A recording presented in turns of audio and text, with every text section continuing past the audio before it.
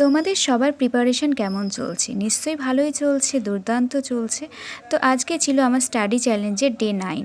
আজকে আমি পড়ছিলাম হচ্ছে কারেন্ট অ্যাফেয়ার্স। তোমরা জানোই আমি এই 3 দিন ধরে কারেন্ট অ্যাফেয়ার্সটাই পড়ছি।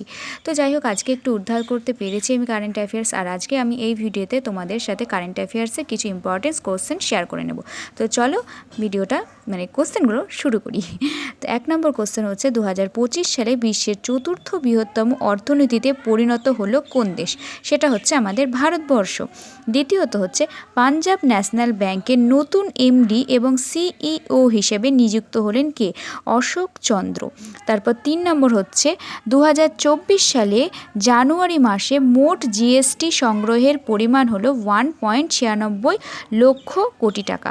তারপর 4 নম্বর কোশ্চেন হচ্ছে সিকিমের খেচেও পালরি জলাভূমি সম্প্রতি রামসার সাইটের মর্যাদা পেল। 5 নম্বর হলো ভারতের প্রথম হাইড্রোজেন ট্রান্সপোর্ট পাইপ তৈরি করল টাটা স্টিল। তারপর 6 নম্বর হলো ভারতের অন্যতম সেরা এবং বিখ্যাত ভাস্কর লতিকা কাঠ সম্পত্তি 76 বছর বয়সে প্রয়াত হলেন। 7 নম্বর হলো প্রধানমন্ত্রী নরেন্দ্র মোদী কোন রাজ্যে বাঞ্জারা বিরাসত জাদুঘর উদ্বোধন করেছেন? মহারাষ্ট্র। 8 নম্বর হলো 2024 সালের সেরা পর্যটন গ্রাম প্রতিযোগিতাতে কতটি গ্রাম পুরস্কার পেয়েছে? সেটা হচ্ছে 36টা গ্রাম।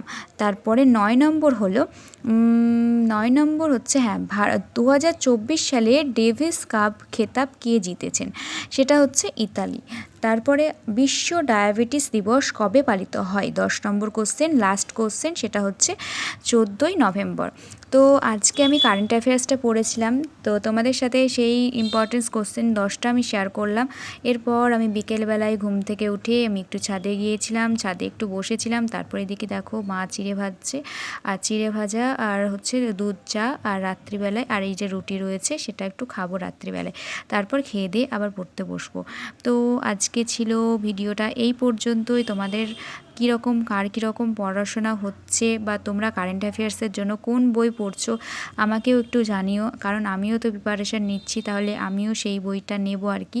তো আমি তো আপাতত ওই আমার কাছে যে বইটা আছে সেই বই থেকেই পড়ছি কারেন্ট অ্যাফেয়ার্সে, আলাদা কোনো বই কিনিনি আমি।